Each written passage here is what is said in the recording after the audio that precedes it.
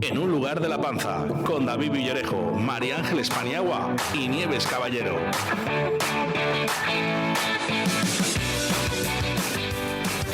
Hola, muy buenas tardes. Aquí estamos un día más. Esto es Un lugar de la panza, Radio Marca Valladolid 104.0.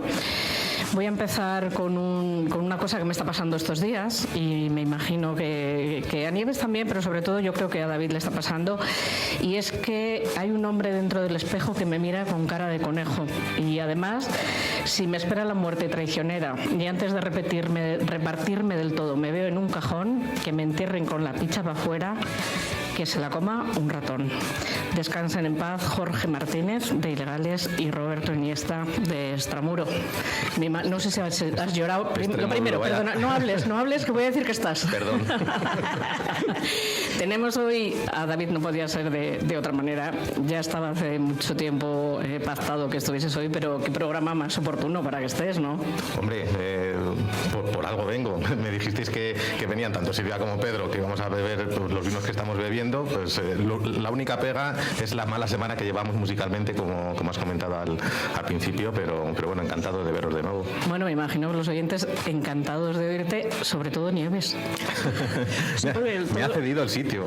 Hombre, por supuesto, será tu sitio. Yo cuando empecé a colaborar con vosotros, yo estaba en esta esquinita, que además me siento muy cómoda, os lo prometo, pero bueno, como cuando no vienes tú, me toca y quedarme en el medio, pues oye, yo me plego a lo necesario. A lo mandona que es María Ángeles. María Ángeles me pone aquí y María Ángeles yo obedezco. Tú donde digas. Ordeno y mando. Mira, a mí también me hace mucha ilusión venir, que tengamos estos invitados. Tenemos a Silvia, que Silvia es vallisoletana, además es de Olmedo, pero vive en Valladolid y ya nos explicará, pues su trabajo le obliga a vivir precisamente en Madrid.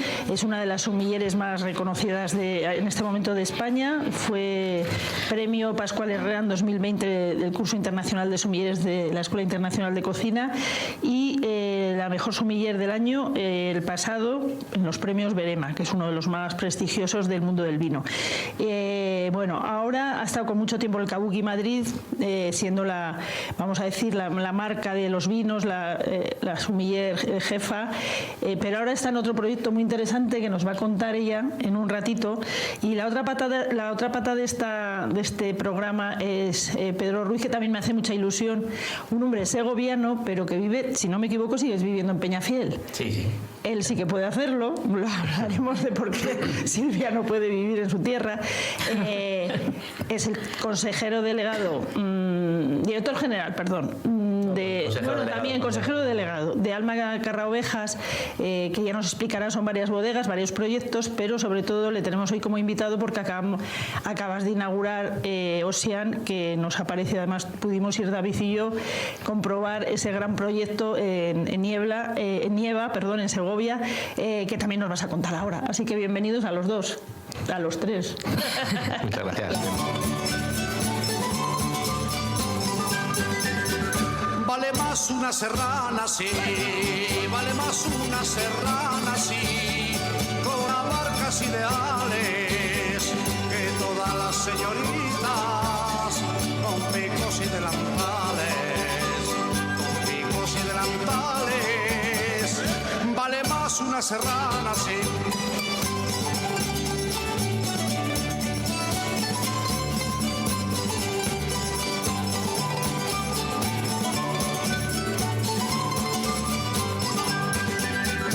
Vale más una serrana, sí, vale más una serrana, sí, con una cintita al pelo, que todas las señoritas vestidas de terciopelo, vale más una serrana, sí. Bueno, pues empezamos en modo tradicional con una jota segoviana. Con tu canción, además, con tu canción. No, esta es otra jota, diferente a la que os mandé la otra vez, Sí, que saben los oyentes que pero todas es tu las canción semanas... la que nos tienes que elegir sí, cierto, todos claro. los días. Espera que lo diga, espera. ¿De quién es? De David. Pero de él, del DJ David. David. Bueno, pues por variar un poco, pues he querido empezar hoy con una jota. Además, me ha recordado, ya que venía Pedro, esa inauguración de la nueva bodega de Ocean, que después hubo un grupo tradicional que nos encantó a todos, ¿verdad? De allí de Segovia, que hacían percusión con las mesas, con diferentes instrumentos maravilla. Antiguos, que fue una maravilla. Pero les bueno, hacíamos poco caso porque estábamos todos. es que había mucho a lo que hacer caso, había vino, había... Bueno, ¿y cómo se llamaba el grupo? Por lo menos hacerles homenaje. Mayalde. Estuvimos a punto de que fuese el nuevo maestro de jugularía, que quien estaba sonando y que he crecido con ellos, e incluso ya no será mi profesora en el colegio. Anda, fíjate, pues mira, eso no lo sabía, me alegro también de esa doble coincidencia. Los dos grupos tradicionales por antonomasia de Segovia, así que estuvo genial. Pedro, como decía Nieves, vamos a hablar sobre todo de Ocean y de todo ese conglomerado de bodegas que conforman Alma Carra-Ovejas, pero vamos a empezar, si te parece, por el principio, pues si hay algún oyente que todavía no sepa cómo surgió Pago de Carra-Ovejas como bodega, cuéntanos un poquito la historia, ¿por qué nace Pago? Bueno, buenas tardes. Lo primero, gracias por la invitación, que es un lujo estar aquí con vosotros, compartir con Silvia. Y nada, pues Pago de Carra-Ovejas nace de la ilusión de mi padre, especialmente, de mis padres, porque a mi madre a veces la tenemos un poco olvidada, pero ella ha estado siempre en la sombra, más bien, pero siempre con un peso muy importante. Y comenzaron, bueno, mi padre en los años 70 representa a España en el concurso mundial de sumilleres en Milán, cuando trabajaba en el mesón de Cándido todavía, y ahí comienza un poco su sueño de crear su propio restaurante, con su propio cochinillo, su propio vino. Y en el año 87 surge la posibilidad en el año 82 ya había nacido el restaurante José María, en el año 87 surge la posibilidad de comprar las primeras viñas en la ladera de Carra-Ovejas para hacer un vino a la casa para el restaurante que acompañara al cochinillo. Y como digo, siempre se nos fue de las manos un poco de unas cosas y otras. Yo creo que todo el mundo, o casi todo el mundo lo sabe, pero efectivamente José María, tu padre, es el restaurante José María de Segovia, pues, bueno, son dos de los míticos junto con Cándido, donde empezó.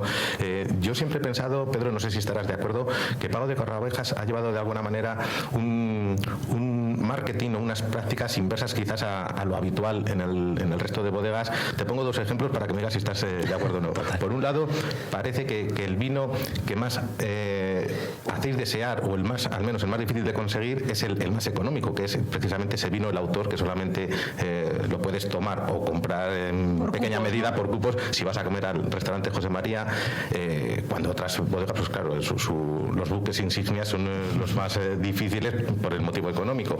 Y luego, por otro lado, me suena que en alguna ocasión has comentado que vosotros, corrígeme si no es así, arrancáis las viñas cuando tienen 25 años de antigüedad, cuando todas las bodegas pues se van a gloria de alguna manera de sus cepas viejas, centenarias y demás. Sí, hay una parte de verdad en ambos casos. El primero, bueno, es cierto, el vino de autor, que es el vino que se vende en el restaurante José María y que fue el origen de la bodega, se mantiene, ¿no?, como origen, y por respeto a la tradición no seré yo el que diga lo contrario. No vaya a ser que mis padres, pues esto, ¿no? Pero, hombre, yo diría que más que el de autor, el vino más demandado es Pago de Carra-Ovejas, que es el vino tal. Lo que pasa es que el autor, como solo se consigue en el restaurante y demás... No demandado, sino más difícil de conseguir, por decirlo de alguna manera. Genera un poco esa situación, ¿no? Pero Pago de Carra-Ovejas sí, y yo creo que es una cosa, un tema muy importante, ¿no? Y que lo defendemos muchas veces. A veces ponemos el foco en los vinos top, evidentemente es muy importante porque son seña de identidad de la bodega, pero creo que es muy importante cuando empezamos por el vino de presentación de la bodega, ¿no? Lo que es la referencia, que esté en un nivel muy alto. Esto implica que los otros vinos que estén por arriba tienen que estar a un nivel muy alto también, porque si no, no hay diferenciación, ¿no? Entonces, cuando eres capaz de posicionar el vino, digamos de entrada, que no me, es una expresión que no me gusta, pero una entrada de gama en un nivel muy alto, creo que ya el nivel de exigencia ya está hablando por sí solo, ¿no? Entonces, bueno, por un lado eso es cierto, y la segunda, que me quedo con el autor, es lo de la parte de 25 años. Bueno, hay una parte de verdad, pero eso ha cambiado en los últimos años. Es cierto que nosotros, y creo que es una influencia muy bordelesa, y en los años 90 y en Pago de Carra-Ovejas en sus inicios había una influencia bordelesa importante. Sí, cada 25 o 30 años se renovaba el viñedo, también por otros motivos, porque empezamos plantando toda la parte baja de la ladera. La parte que más nos interesa a nosotros es la parte más alta de la ladera por calidad del viñedo.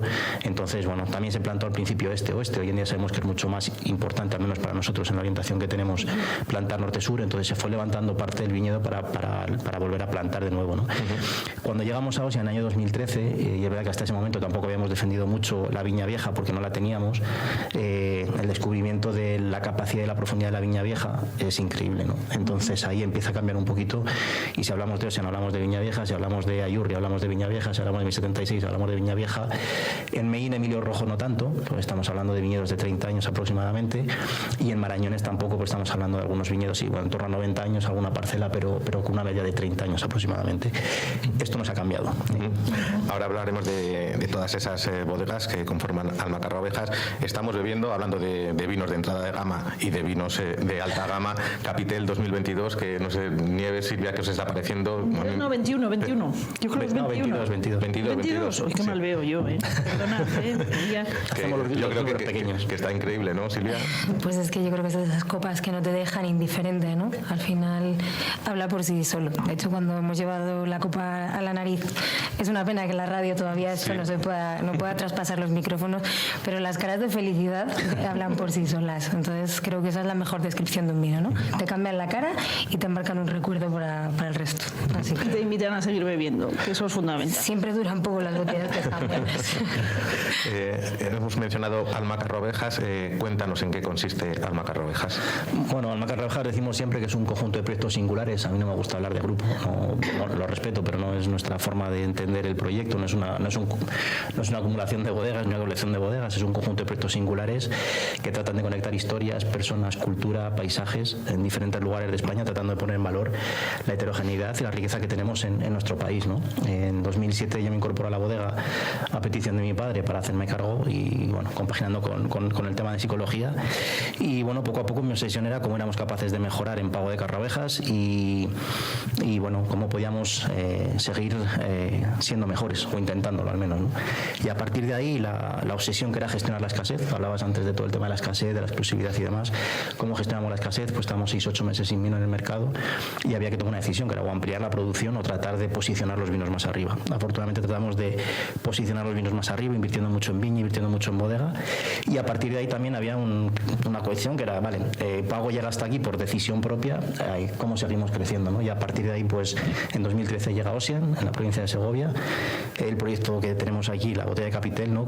Empezamos con apenas 4 hectáreas, hoy son 120 hectáreas, 70 hectáreas de viñedo centenario de entre 100 y 200 años, que poco a poco fuimos comprando muchas de las viñas que se estaban arrancando en aquel momento, porque a la gente le salía mejor plantar vino resinero que cuidar la viña, excepto afortunadamente muchos de los mayores del pueblo que con mucho cariño han mantenido todas esas viñas, que hoy son un patrimonio único para todos, ¿no? Otras 50 hectáreas que se han plantado con la selección clonal de estas viñas viejas, y después, bueno, después de eso llegamos a 1076 en 2018, en 2017 habíamos abierto Ambivium como restaurante en Pago de Carraovejas. En 2019 llegamos al Ribeiro con Viña Meín, Emilio Rojo, los proyectos históricos del Ribeiro en los años 90, y bueno, uno de ellos mítico como es Emilio Rojo, ¿no? Y que es un lujo poder darlo continuidad. En el año 2020 llegamos a Ayurri, en Río Jalavesa, una de las mecas también para nosotros del vino, y que curiosamente 5 años atrás habíamos estado a punto de llegar a Río Jalavesa, al mismo municipio de Leza, y el destino hizo que 5 años después llegáramos también al municipio de Leza. Y por último, o penúltimo, espero que sea el penúltimo, en 2021 llegamos a Marañones, en Sierra de Gredos, en Madrid, y entre medias, bueno, pues la Fundación Cultura Líquida, la fundación donde tratamos de proteger, promover y proyectar la cultura del vino, y por otra parte la importadora, Singular Viñas and Wines, que importamos vinos de Italia, Francia, Alemania, Portugal y Estados Unidos, tratando de poner en valor y de estar conectados con otros elaboradores. De todos estos proyectos vinícolas que has comentado, ¿cuál ha sido el que más te ha sorprendido por el motivo que sea? Cuya evolución hayas dicho, pues principalmente pues me ha sorprendido por esto. Es difícil cuando haces esta pregunta, siempre es difícil, porque es difícil quedarse con un proyecto. ¿O cuál es el que más te motiva en estos momentos, todos, presente o futuro? Todos. Es un reto maravilloso, porque hablamos de un claim en Almacarra Ovejas que es tierras únicas, alma compartida, y lo que intentamos al final es identificar cada uno de los proyectos, respetar al máximo la identidad de cada uno de ellos, pero evidentemente hay un alma compartida, hay una visión única del mundo del vino, de la vida, de lo que nos rodea y de cómo interpretamos nosotros todo esto, ¿no? Entonces es difícil porque hay retos importantes en todos ellos para posicionar los proyectos donde queremos posicionarlos, con mucho trabajo, con mucho viñedo. Me voy a pringar un poco, pero sí, sinceramente el trabajo que se ha hecho con Ocean creo que ha sido increíble. O sea, de 4 hectáreas a 120 hectáreas, la nueva bodega que nos va a permitir, y el posicionamiento de los vinos y la demanda de los vinos es tremendo. Además, yo creo que es uno de los proyectos más equilibrados que tenemos en Alma y con mayor proyección. Y bueno, creo que todos, porque al final, donde voy, a cada proyecto creo que te enamoras. Hay una sensación de energía de decir, este es el sitio que donde tenemos que estar con cada una de las viñas, y creo que hay mucho potencial y cada uno tiene su identidad, pero creo que Ocean ahora mismo es uno de los proyectos con más equilibrio en Alma. El impulso en los últimos años en ese sentido ha sido enorme en tantas bodegas. ¿Siempre ha habido sintonía con José María, con tu padre, a la hora de tomar decisiones relativas al mundo del vino? David, ¿esto era necesario que lo en la radio? No, la pregunta me la ha puesto Nieves. Ha sido mía, y además sé que ando por las fuera, venga. No, hay que repartir. Era mía. Bueno, en parte es normal, quiero decir, ahora, y lo has dicho tú, ¿no? O sea, el crecimiento desde el 2018 al 2024 prácticamente ha sido un proyecto por año, más el proyecto de Ocean en 2013, un restaurante por medio con un concepto muy diferente del que veníamos, del concepto clásico de José María, y viéndolo con perspectiva es normal. Yo creo que esto en la empresa familiar pasa. La diferencia entre generaciones, yo digo siempre que cada generación tiene que vivir su propio sueño, ¿no? Y afortunadamente mis padres han sido muy generosos en dejarnos también desarrollar el proyecto, con más o con menos apoyo, pero es normal, ¿no? También el miedo de padres de decir, ¿pero dónde vas? ¿No? Ahora Ribeiro, ahora Rioja, ¿ahora dónde? Pero ¿qué estás haciendo? ¿No? Entonces es normal que en ese sentido, pero yo creo que se siente súper orgulloso del trabajo que se ha hecho. Creo que evidentemente tiene mucho mérito también, porque sin compartir realmente la visión del proyecto y la forma, quiero decir, un ambidium que él quería hacer, pues, su cochinillo con su vino de autor otra vez en Carraovejas y demás, y dije, oye, esto el que quiera lo tiene en Segovia, aquí tenemos que hacer otra cosa, ¿no? Entonces, bueno, yo creo que en ese sentido sí, ha habido una diferencia de visión, pero para mí es importante que la haya. En las empresas familiares yo creo que necesitamos que la siguiente generación venga con ideas nuevas y con impulsos nuevos, y que la generación anterior apoye y permita que esa generación pueda desarrollar el proyecto, ¿no? Yo te voy a hacer una cosa. Yo creo que tu padre era un visionario, además fue uno de los primeros sumilleres de España, porque precisamente en Segovia nació la Asociación de Sumilleres, primero de Segovia y luego del resto de España. Pero te voy a dar la vuelta yo. Tu padre es joven, es sumiller, monta el restaurante. ¿A que tú le considerarías también un visionario a tu padre? Y hace un vino para ese restaurante top. No, por supuesto. Yo creo que primero eso, ¿no? Fue una de las primeras figuras a nivel de sumillería. Ni siquiera fue el título de sumiller en aquel momento, le dieron el título de maestro copero internacional en Milán. Y después hemos visto que muchos modelos de restaurantes que han ido haciendo su vino de la casa, pero en aquel momento yo diría que fue el primero. O sea, no era algo normal, ¿no?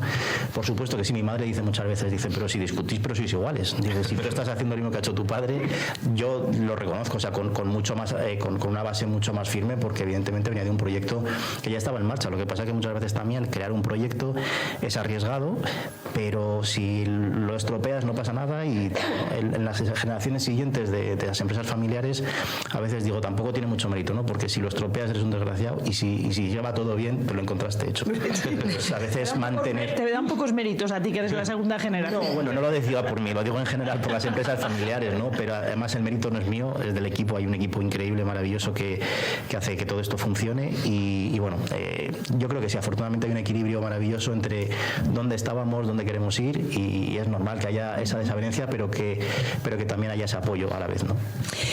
Silvia, vamos contigo. Explícanos dónde trabajas, porque es muy reciente tu incorporación, y de hecho yo he estado mirando por ahí un poco en internet las entrevistas y tal, y casi nadie dice dónde estás trabajando. Bueno, es que se han quedado en el Kabuki. Sí, bueno, al final es algo que todavía no había publicado o no había comentado públicamente, ¿no?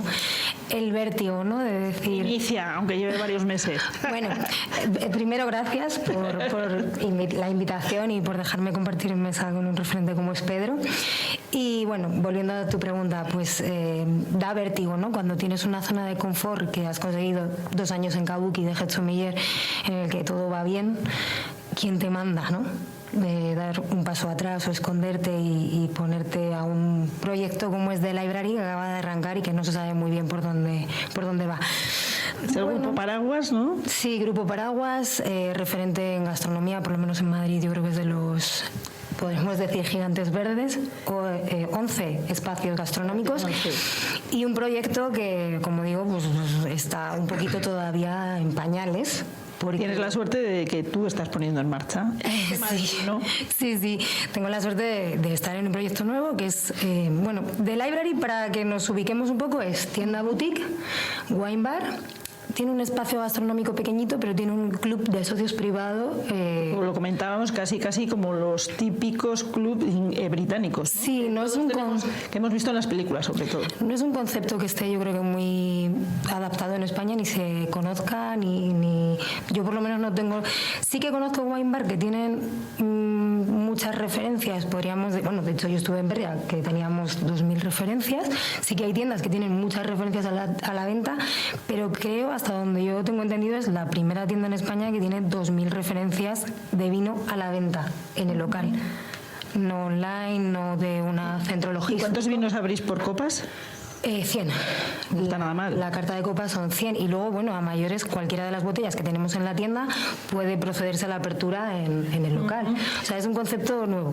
Voy a poner un poco así, ¿qué vino, qué puesto ocupan o qué vamos a decir los vinos de Pedro? Los de Alma Carrovejas y luego los de Castilla y León en general, pero en particular los de Alma Carrovejas. Y los de Alma Carrovejas puedo decir que si donde esté yo van a estar. O sea, y esto no es porque suene bonito ni romántico, sino porque Pedro lo sabe. O sea, soy una fiel defensora del Averdejo, pero soy una fiel defensora de los proyectos. Buena ciudadana de Olmedo. Sí. Natural de Olmedo. Sí, pero además también me gusta defender proyectos como el de Pedro, que igual han roto corsés, han roto normas y sobre todo han dejado de poner puertas al campo. Y han hablado un poco del Averdejo y de su sincera expresión. No me meto con nadie, pero sí que rompo una lanza, ¿no?, a favor de decir, bueno, pues mi vino se expresa así y lo defiendo, ¿no? Ocupan un punto muy amplio. Pero en general los vinos de Castilla y León, porque tenemos muchísimas denominaciones de origen. Claro, es que soy de Valladolid, entonces todo lo de Valladolid tiene un peso bastante notable. Y bueno, pues, ¿qué puedo decir que no sepamos de Ribera del Duero? Al final hablamos de la Milla de Oro, ¿cómo no van a estar? El peso es muy, muy, muy importante, porque además de la librería está ubicado en Serrano 2, que es Puerta de Alcalá, y que no solo nos nutrimos del público nacional, sino que hay mucho turismo. Y a nivel extranjero, fuera de nuestras fronteras, pues qué decir que no se respete Ribera o que no se respete, bueno, Pago o Rueda. No, además me consta que tú siempre buscas vinos singulares, con lo cual seguro que están representados en muchas otras zonas de Castilla y León. No solo Ribera, no solo además Rueda. Esto realmente ahora mismo no es vino de la tierra de Castilla y León, aunque está hecho con los viñedos más antiguos que hay ahora mismo en Rueda, que están en Segovia, hay que decirlo, es así. Sí, esto podría dar para un debate amplio y largo, ¿eh? Pero no, yo creo que mejor lo dejamos para otro día, una tarde con más vino, que igual una botella no nos da. Tenemos más, ¿no? Las abrimos ahora mismo. Bueno, pues muchas veces nos cuesta entender que el vino son personas y son territorios, y cada territorio tiene su expresión. Entonces, bueno, pues volviendo a la pregunta de si en The Library hay representación, pues sí hay representación, pero por suerte en The Library queda mucho trabajo, y por eso el decir, venga, pues me vuelvo a tirar al precipicio y ya veremos lo que sale, si dentro de un año podemos hablar de la evolución. ¿Cuántas personas están a tu cargo? Pues en el equipo de tienda tenemos 4 sumiller, 3 mozos y bueno, somos 2 supervisoras, el director, pero claro, el wine bar tiene otros 5 sumiller. Entonces, bueno, está mal la cosa, nos paseamos entre unos y otros. Con lo jovencita que eres. No voy a decir la edad, ¿eh? No sé. Ya estamos. Vamos que consta que te voy a preguntar yo la edad, pero en otro momento. ¿Cuándo decides dedicarte al vino como sumiller?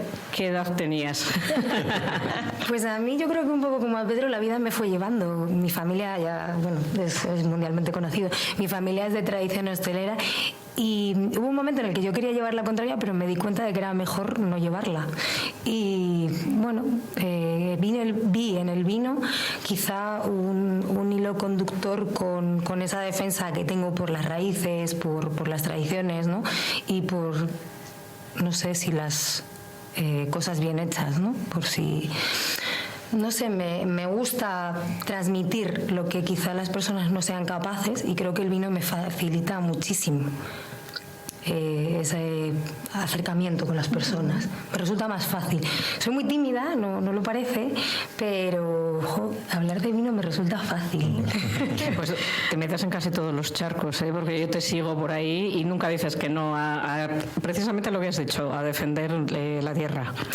Me gustan los charcos, porque creo que si sacas algo... ¿Te gusta cruzarlos a ella también? Sí.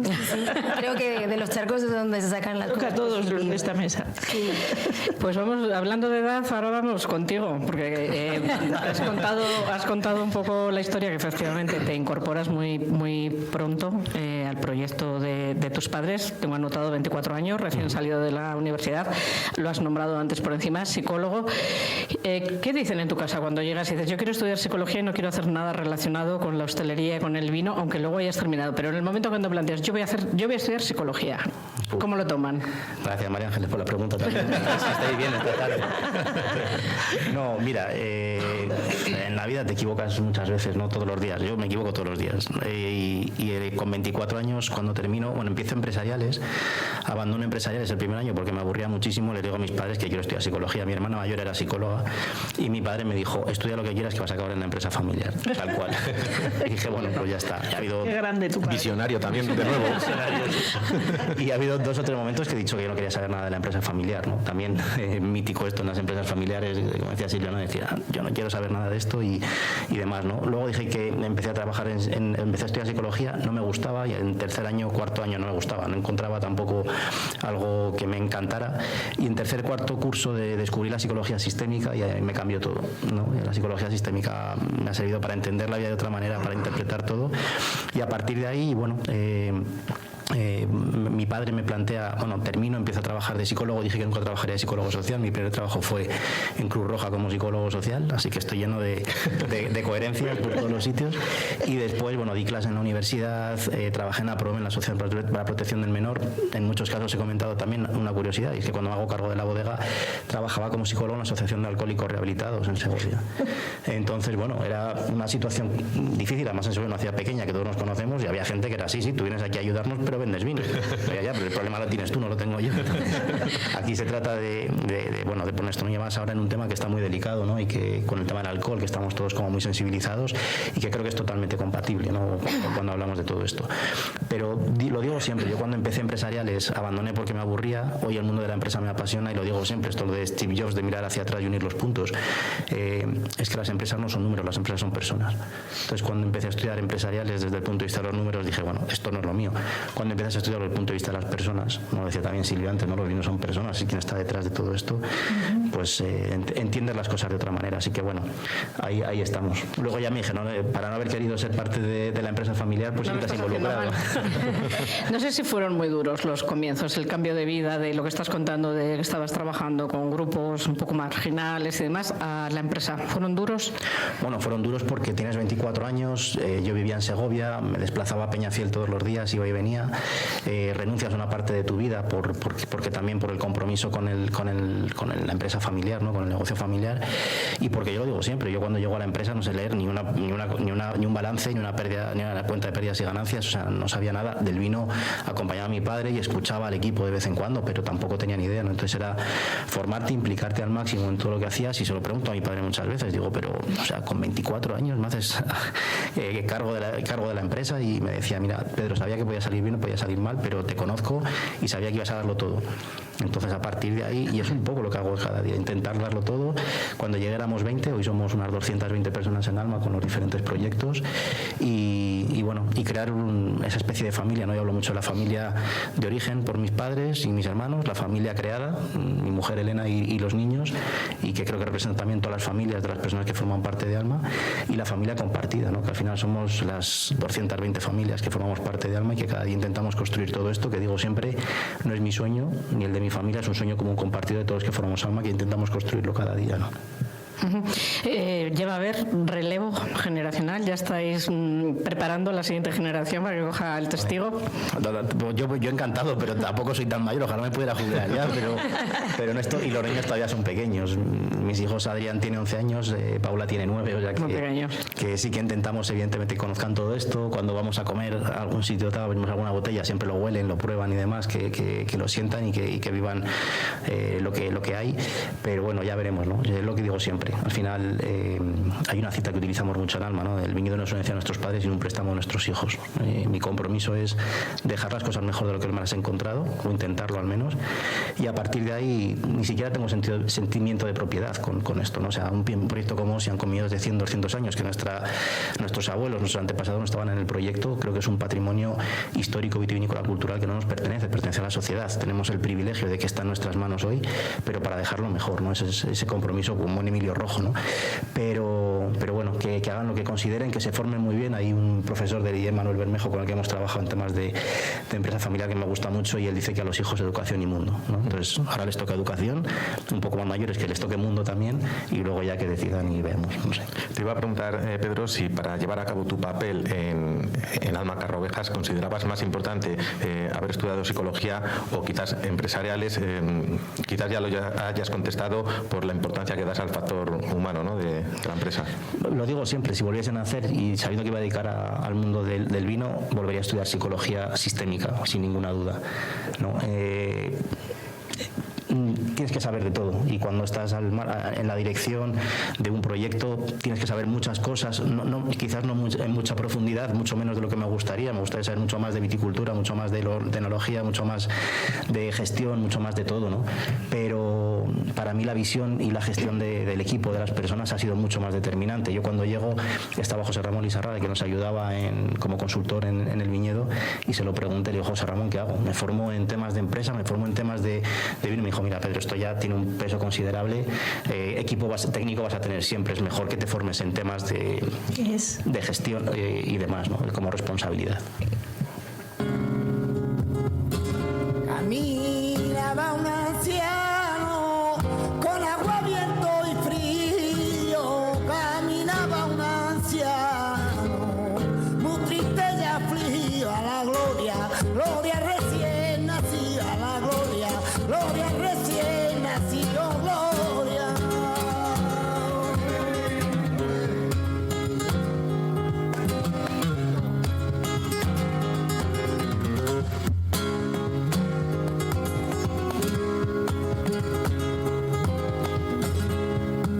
En Puerta de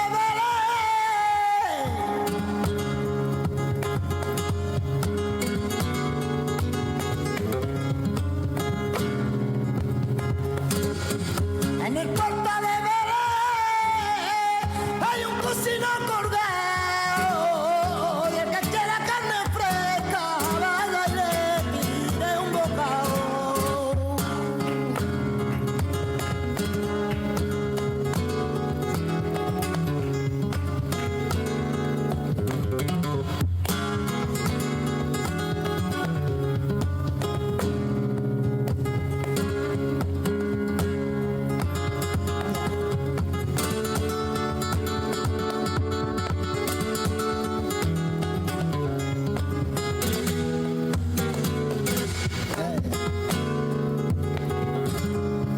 ¡Qué alegría de verte, niño! Bueno, te has vuelto a bajar al sur con tu petición. Hacía mucho que no bajaba. Es que no nos escuchas, pero pone todos los días una de estas, David. Ah, bueno. Es que, vamos a ver. Bueno, por eso he dicho, has vuelto. Perdona, la última ha sido de David Bowie. Ah, perdona, que la última ha sido un villancico de David Bowie, porque ya sabes que si no es David Bowie es flamenco. Bueno, pues ya sabéis, ya lo habéis dicho, es Camarón de la Isla con Tomatito, y es un villancico por bulerías grabado en Venta Vargas en San Fernando, que es de donde era Camarón de la Isla, en Cádiz. Así que, ¿qué vais a decir? ¿Nos gusta o qué? Pues, que nos encanta y que sabemos que a ti muchísimo más.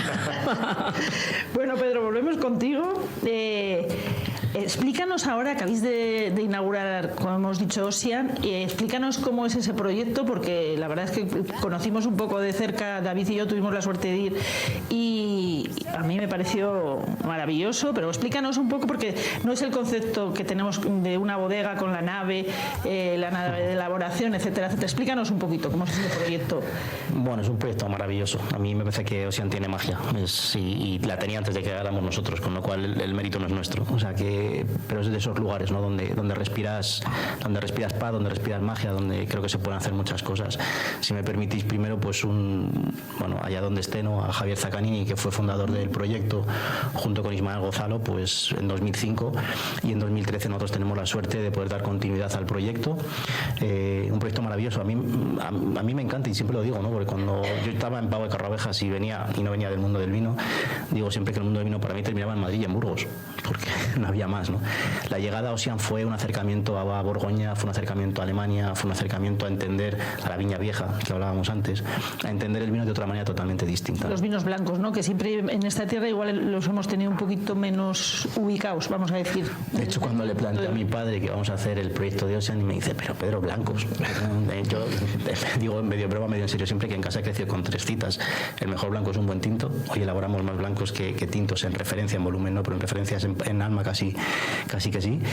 Lo de Michelin, que bueno, pues no estábamos muy cerca con el concepto de Michelin, con el restaurante José María, cuando después llega Ambivium, y luego con el concepto de que en Pagot éramos los últimos casi en vendimiar en la Ribera del Duero, en una zona con una exposición maravillosa. Hoy somos casi de los primeros, ¿no? Entonces, bueno, la llegada a Ocean fue tremenda, fue maravillosa. También hubo unos años de travesía en el desierto, y yo digo siempre, ¿no? O sea, al equipo siempre le digo que en el mundo del vino tenemos que pensar en décadas, y llegar al proyecto era interpretar el proyecto, entenderlo, y no fue fácil, porque era un proyecto totalmente distinto, una gestión del viñedo totalmente diferente, gestión de suelos totalmente diferente, y nos costó un poquito entenderlo. Los primeros años fueron años de travesía.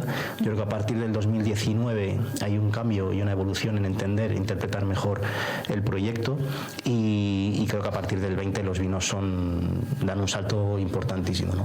20, 21, 22, acaba de salir el 23 al mercado esta semana, y además, bueno, pues creciendo en el proyecto y de una manera muy considerable. Allí encontramos muchos suelos principalmente muy arenosos, con arenas muy profundas. Otra parte de lo que llamamos allí los codones, el canto rodado, por la influencia fluvial y marítima, y por otra parte la pizarra, ¿no? En el caso de Capitel, de Peñaguda, que tenemos un suelo, una lengua de pizarra maravillosa, un afloramiento de pizarra. Es el más, posiblemente sea el vino más sorprendente, ¿no? De Ocean. Digo, son 3 perfiles, ¿no? Son diferentes, y yo creo que es el más, a mí es el que más me sorprende, Capitel. Quintaluna va como un tiro. O sea, Quintaluna mismo estamos sin botellas, hemos tenido que sacar además 2 añadas muy cortas por climatología. Al final estamos en una zona extrema totalmente, ¿no? Y el año pasado perdimos el 90% de la producción por helada, y es raro el año que no perdemos una cantidad importante por hielo, ¿no? Pero si quieres hacer un vino diferente y singular, tienes que ir a zonas diferentes y singulares, ¿no? Si no quieres riesgos, pues bien, pero tu vino tampoco tendrá mucho riesgo, ¿no? Pedro, hemos dicho tu formación, ya ha quedado claro tu formación como psicólogo. Eso también te ha hecho un poco, ¿cómo se dice?, que no te desanimas nada, porque a mí cuando contaste el otro día que llegas de repente y te dicen, no, este proyecto que habéis hecho, que has presentado en un ayuntamiento en Nieva, que no sé qué, no, y te lo echan todo para atrás, ¿la psicología te ha hecho más valiente? No. Fue peor, Nieves, no lo echaron atrás, lo echamos atrás nosotros mismos después de haber luchado por cambiar la ley, la normativa que teníamos en la Diputación de Segovia, porque no podíamos hacer altura de más de 6 metros. Modificamos toda la normativa de la Diputación, que esto evidentemente fueron meses y meses y meses y trabajo para poder hacerlo. El proyecto lo habían hecho los mismos arquitectos, que normalmente esto no hacemos, hablamos mucho en la arquitectura del genius loci, el alma del lugar en latín, cómo somos capaces de trasladar el alma del lugar y respetarlo a través de la arquitectura también en cada proyecto.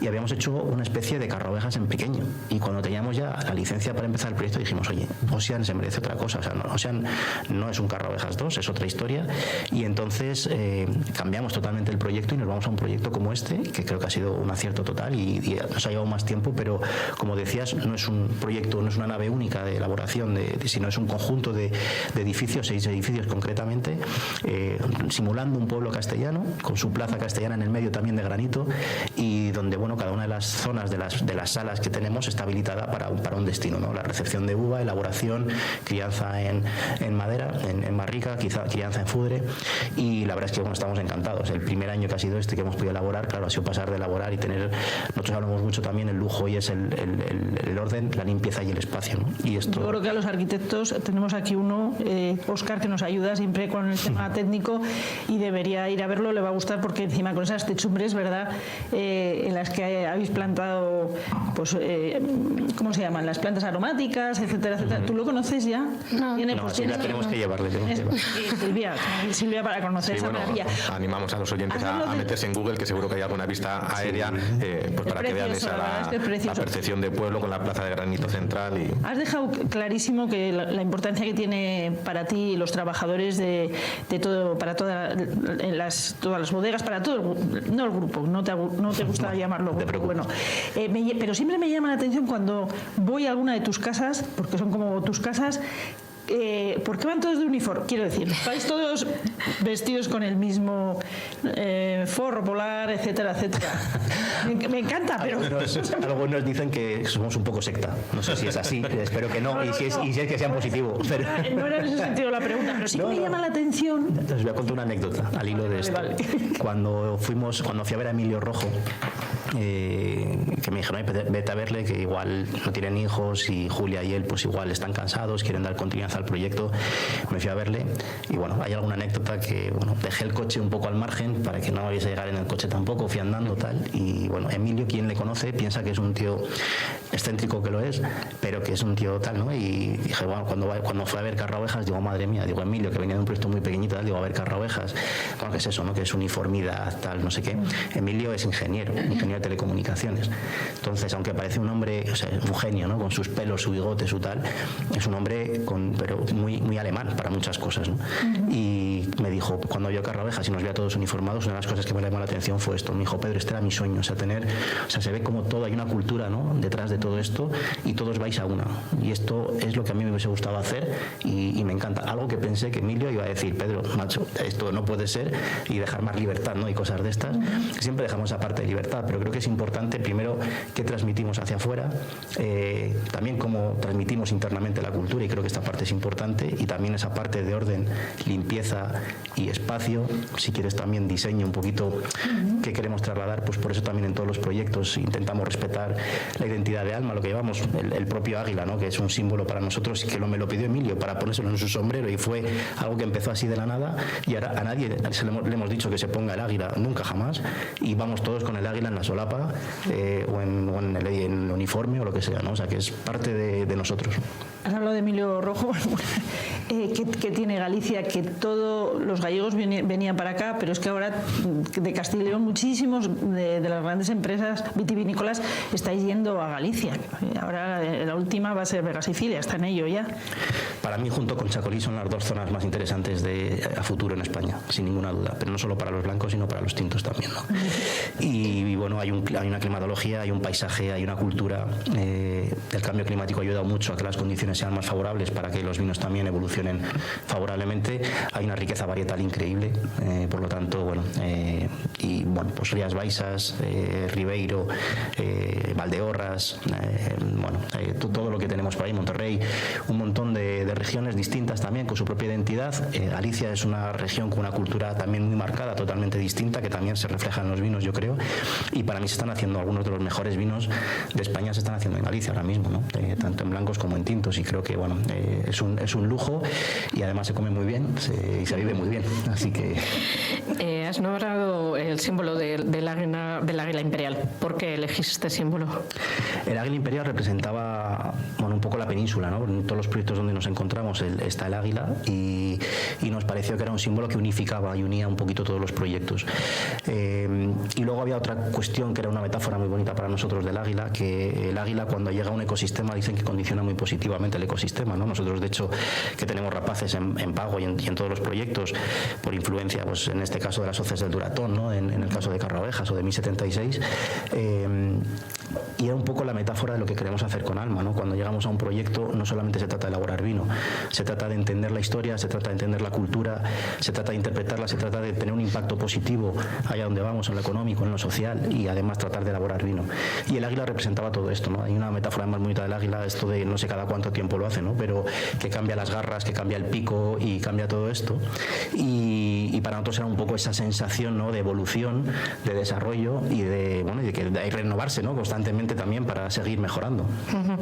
He buscado por curiosidad, porque a mí Ambivium me cuesta un poco pronunciarlo porque soy un poco disléxica y me cuesta, pero he buscado cuál era el significado y quiero que lo cuentes tú, cuál es el significado de la palabra Ambivium. Sí, poniendo nombres no somos muy buenos, me parece, ¿no? Porque Ambivium... A ver, a mí me ha gustado mucho el significado. Me cuesta un poco... Pero es difícil de decir. Pero me gusta mucho el significado. De hecho, a mí me encanta porque, no sé, mucha gente, no sé si hay alguien que lo diga bien, Ambivium, o sea, creo que nos han... Aunque no soy la única que lo digo mal. Bueno, mucha gente.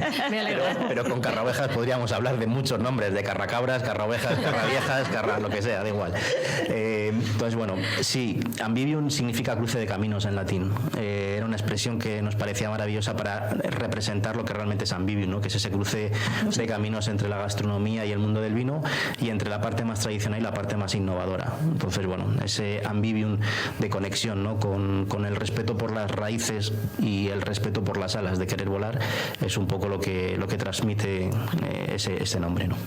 En la inauguración de la nueva bodega de Ocean, Pedro, contasteis con la familia del Pinar, un proyecto muy cercano a Nieva, vecinos vuestros que se dedican a la producción de frutos rojos, que Nieves y yo hemos conocido además recientemente y que a mí me ha sorprendido tanto por la magnitud del proyecto como por la humildad de ellos al hablar de los mismos. Entiendo que ha habido sintonía con ellos, ¿no? Sí, es esto que decimos, ¿no? O sea, al final cuando llegas a un lugar es importante, por ejemplo con Ambivium, ¿no?, con otras cuestiones, ¿no? No se trata de que vengan a Carraovejas solo o a Ambivium o a Ocean, se trata de generar destino y de crear destino con el entorno y de compartir sinergias con las que tenemos alrededor para poder dar al entorno también donde nos encontramos. Y por eso a Mario, que tuve la ocasión, y viene también esa parte de educación y mundo, compartimos en un máster que estuvimos haciendo este año en Valencia, en el 15x15 en EDEM, allá, y fíjate que éramos vecinos, y incluso la familia de mi madre es de Chaña, y ellos también, y tampoco nos conocíamos mucho. Yo cuando fui a ver el proyecto me quedé impresionado, o sea, es brutal lo que están haciendo. La verdad, una pasada. Y bueno, se trata de esto, ¿no?, de poner en valor la región, de poner en valor la zona, de los proyectos maravillosos que se están haciendo y cómo somos capaces de transmitir todo esto, ¿no? No solamente era transmitir el vino, el concepto, el proyecto, sino, oye, unas fresas maravillosas, unos frutos rojos maravillosos y la generación de empleo y económica que tiene este proyecto para la región. Además, mira, una buena empresa a la que dar visibilidad y que nos cuente el proyecto porque merece mucho la pena conocerlo de mano de Mario y de familia. Tiene que venir Mario.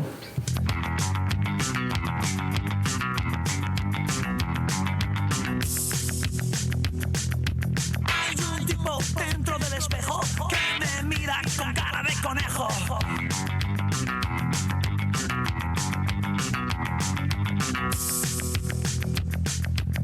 Oye, tú que me miras, ¿es que quieres servirme de comida?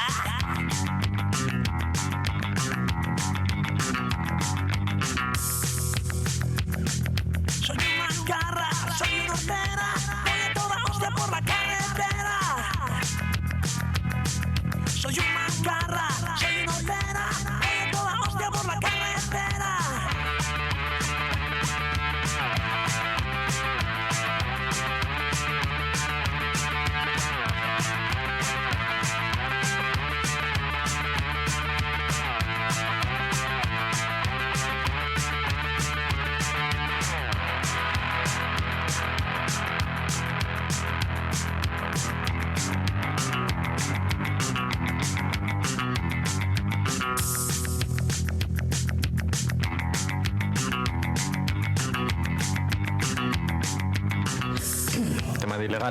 Tema de ilegales, la tercera canción del programa siempre la elige Óscar. Voy a decir lo que ha dicho, pero luego cuento la anécdota. Él ha dicho que de un macarra de las batallas para su chica, que soy yo. Y bueno, pues he contado como anécdota que yo el primer concierto en mi vida que fui a ver así fue a Ilegales. Yo vivía en un pueblo de la provincia de Burgos y no había manera de que mi padre nos dejase ir a verlo. Y nos permitió ir a verlo, era en el frontón del pueblo, con la condición de que nos colocásemos arriba de las gradas, no cerca del escenario, ya los 4 hermanos nos colocamos arriba de las gradas y veo pasar la Guardia Civil patrullando y mi padre con ellos. O sea, no se fiaba un pelo de lo que podía pasar. Por algo sería. Era una época en la que eso hacían los padres. A mí ya me preparó alguna, el mío también. Has hablado de Ambivium, no hemos dicho, que lo teníamos que haber dicho, que tiene una estrella Michelin y una estrella verde, y que este año confiábamos todos en que hubiera caído para el 2026 la segunda, pero bueno, yo creo que ya hay tiempo para el recorrido. Pero sobre todo menciono Ambivium porque es un ejemplo de, vamos a decir, de ese maridaje, esa armonización entre la parte líquida y la parte sólida, y en eso eres especialista tú. ¿Cuáles son las claves de esa armonización para buscar, no sé si existe la mezcla perfecta, igual que... La perfecta requiere de muchos factores, no solamente el sólido y el líquido. ¿Cuáles son esos factores? Pues mira, yo creo que Ambivium cumple todos, no porque está aquí Pedro, cumple todos porque es entorno, es compañía, lo que decías del equipo, creo que son, cuando digo referente es porque son referente en muchos puntos, y creo que es importante que en una empresa, más allá de los números, estén las personas y los valores, y creo que el grupo Alma lo deja latente en cualquier acto al que acudas. Yo por suerte coincido con su equipo en varias ocasiones, y yo creo que con todo el cariño del mundo provocan envidia, porque cuidan el más mínimo detalle, no solo el águila, no solo la indumentaria, sino las formas. Yo creo que les conoces, y no es que sean sectas, sino que tienen unos valores que están muy bien fundados. Marcados y... Sí. Pero tú... Voy al maridaje. Perdón, que me enrollo. No, has estado genial. Has estado muy bien, Silvia. El maridaje es eso, es territorio... para mí tiene que ser siempre por cercanía. Por contraste te puede dar momentos muy divertidos y mucho placer, pero también por cercanía, porque al final, que si no, que se lo digan a José María, ¿no? A ver para qué pensó en Pago de Carrovejas. Claro, ese cochinillo maravilloso que hay en Segovia, ¿no? Claro, históricamente, por ejemplo, yo me traslado a mi tierra, Valladolid, e históricamente el lechazo, ¿no? Qué mejor maridaje para un lechazo que un dorado de rueda, por ejemplo. Y que están un poco olvidados. Este vino que estamos bebiendo hoy. Bueno, no llegaría a ser dorado, tendríamos... No me refiero dorado, sí, sino para blanco. Acompañar el cochinillo perfectamente. Para acompañar. Bueno, a mí es que Capitel me parece que va bien con todo, pero con cochinillo al final tienes ese punto de acidez que te ayuda a arrastrar, ¿no? Esa grasa que puede tener. La digestión mejor. Sí, te despierta también.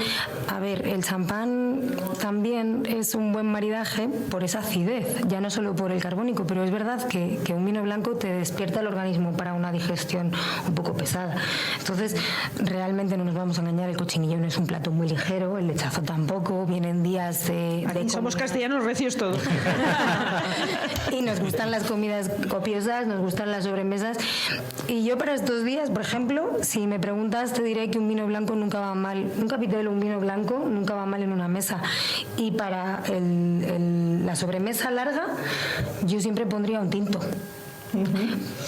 Por ejemplo, empezarías la comida con un blanco y rematarías con un tinto. Sí, no sé. Comparto totalmente, ya para el café y para el chocolate. Sí.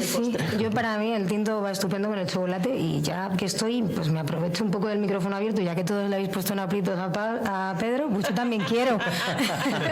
Yo también quiero. ¿Para cuándo unas burbujas? Sí. Ese es el gran sueño, Silvia. El gran sueño. Tuvimos la ocasión de comprar 5 hectáreas más o menos en champán hace 4 años. Era un tema casi más fiscal que otra cosa, porque era una bodega pequeñita que tenía que comprar unas viñas que tenía Louis Vuitton al lado, y quería un socio que le comprara las viñas, pero tenías que comprometerte en los próximos 20 años a venderle la uva. Entonces realmente no íbamos a elaborar y no lo hicimos, pero mi gran sueño sería elaborar en champán. El día que lo tengamos te vienes con nosotros. Por favor. Yo también voy, aunque sea... Yo os llevo las maletas. Nieves, ¿a ti no te han invitado esta vez? Esta vez no te han invitado. A todos. Nos imaginamos con el dosage. Hemos comentado que te gustaría, que vives en Madrid por trabajo, Silvia, y te gustaría poder trasladarte todos los días desde Valladolid con unos buenos horarios de trenes, ya que tenemos aves y tal. ¿Utilizas utiliza estos micrófonos de marca, por favor, de Radio Marca, pero en un lugar de la pídelo Panza contundente, para hacer tu petición a Renfe. Pues es que al final estamos hablando todo el tiempo de sostenibilidad, de despoblación, de lanzas a favor del entorno rural, pero es que cada día nos lo ponen más complicado. Yo estoy enamorada de mi tierra, yo quiero quedarme en Valladolid y dejar mi dinero en Valladolid, por mucho que desempeñe mi función laboral en Madrid, por las causas que sean, me gustaría poder pernoctar en mi ciudad. Es verdad que siempre lo digo y alguna vez alguien yo creo que me hará caso, pero todavía no has dicho lo que pides, que es que haya un AVE a partir de qué hora. De las 9:30, el último AVE que sale Madrid-Valladolid es a las 9:30 de la tarde, y no es solamente para mí, María Ángeles. Si yo el día que me lo contaste te dije que me solidarizaba contigo plenamente. Es para la gastronomía de la comunidad en general. Y luego se puedan ir, ¿no? Desde Valladolid hacia Madrid también. A ver, yo me aprovecho de mi posición laboral o de mi ubicación laboral para siempre mandar a la gente a Valladolid a comer, a beber. A ver, que hay que fomentar la hostelería, pero que un buen transporte de ida y vuelta con un horario amplio es importante. Es que las 9:30 no es hora de que termine el flujo de aves Madrid-Valladolid. Las 9:30... ¿Tú qué horario necesitas? ¿Hasta qué hora? Hombre, es que creo que la humanidad necesita un ave a las 12 de la noche. Hay que cenar. Porque somos españoles. Estoy de acuerdo contigo. O sea, si estuviéramos en champán, igual no tendríamos esos problemas porque la gente se va antes a dormir y madruga mucho. Pero que conste en acta que hemos intentado llamar en directo, bueno, directo esto es pregrabado, pero bueno, ya lo sabemos, a Jacinto Canales. Y si llegamos a saber que encima te conocía, pues le hubiera apretado un poquito más para que, a ver si se... Pero bueno, como va a escuchar el programa, porque me voy a encargar yo de enviárselo. Le mandaremos ponérselo en vena, no solo de mandárselo. Del gobierno, por favor, delegado del gobierno, Jacinto Canales, necesitamos aves. Me voy a comprometer en los guiones de aquí a que acabe el año y al principio poner esta demanda. Vamos a empezar el programa con esta demanda. Queremos un ave hasta las 12 de la noche para Silvia. Voy a empezar así el programa. ¿Te parece? Bueno, para Silvia. Pero me veo capaz de llenar un ave de amigos, no os preocupéis.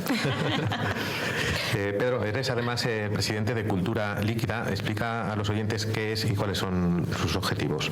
Bueno, Cultura Líquida es la fundación que creamos en Alma Carraovejas con la intención de proteger, promover y proyectar la cultura del vino, y tiene 3 líneas de actuación principalmente. Una editorial, donde recuperamos libros históricos del mundo del vino y la gastronomía. Empezamos con el libro de Botelens, de los vinos del noreste de España, que creo que es de las mejores obras que tenemos, si no es la mejor, sinceramente, en las últimas décadas que hemos tenido en nuestro país. Es una enciclopedia de la historia que pasó desde los años 50 hasta los años 70 aproximadamente.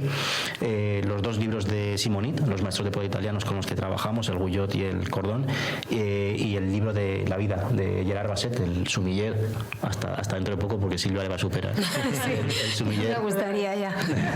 Lo veo imposible. Laureado. Y luego tenemos 2 líneas, una que es dirigimos con el Instituto de Empresa un máster de dirección de bodegas, y la tercera, que es el proyecto más bonito quizás, es la recuperación de edificios históricos en los pueblos donde nos encontramos, recuperar esos edificios y transformarlos. En Peñafiel tenemos una idea muy bonita ahora con esto, que a Silvia seguro que le va a gustar, pero bueno. Te voy a hacer una última pregunta, porque como siempre nos come el tiempo. Leí en una entrevista que te hicieron en la revista Sobremesa, y por el agosto del 2024, que decías, un poco hablando de los vinos del mundo, que decías que Italia va a desbancar un poco a Borgoña, sobre todo por los precios, y que todavía no ha llegado el momento estelar de España. ¿Qué le falta a España para ese momento? Bueno, seguir trabajando duro, creérnoslo, y creo que es el siguiente, tiene que ser el siguiente. Yo estuve hace un mes en Piamonte, hace 6 meses, 8 meses en Toscana. Me encanta Italia. No es que yo crea que Piamonte, o es que quiera que Italia desbanque a Borgoña, sino que creo que es lo que está pasando en el mercado. No por precio tampoco solo, porque el Piamonte tampoco son baratos los vinos, pero creo que tenemos que creernos en España y conseguir el posicionamiento y el valor para los vinos que necesitamos, ¿no? Nos da un poco de miedo. Ahora es verdad que es una situación del mercado, un poquito compleja, ¿no? Pero en Piamonte, el otro día que estábamos en las grandes bodegas, alguna nos vendió alguna botella de vino así como a regañadientes, una botella, 2 para disfrutar, pero bueno, son producciones también limitadas, de precios importantes, muy bien posicionadas a nivel internacional, y creo que es lo que tenemos que hacer en España. Creo que tenemos que hacer un enfoque también mayor en el tema de la exportación. Creo que es importante que posicionemos nuestros vinos a nivel internacional para poder crear marca, y creo que es donde estamos. Creo que es el mejor momento del mundo del vino, que en España. Yo creo que no todo es malo, al revés. Yo creo que todo es bastante bueno. Es una situación un poquito complicada y delicada para muchas bodegas, especialmente los de volumen y precios bajos seguramente, pero bueno, creo que estamos en el mejor momento, y espero que los próximos meses y años pues sigan apostando por posicionar nuestros vinos de la mejor manera en el mundo.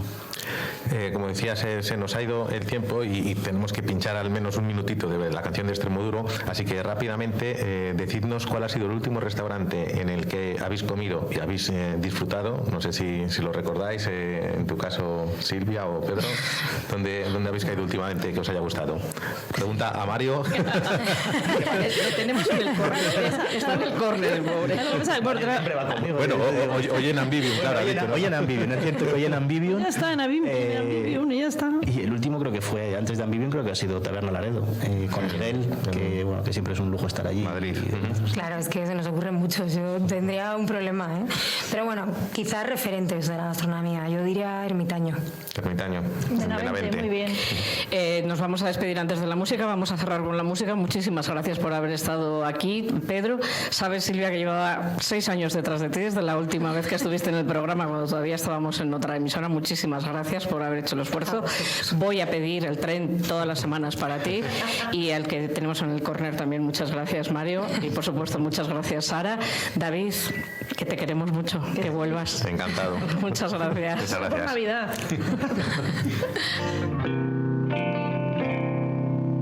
Se le nota la voz por dentro es de colores y le sobra el valor que le falta a mis noches, y se juega la vida siempre en causas perdidas.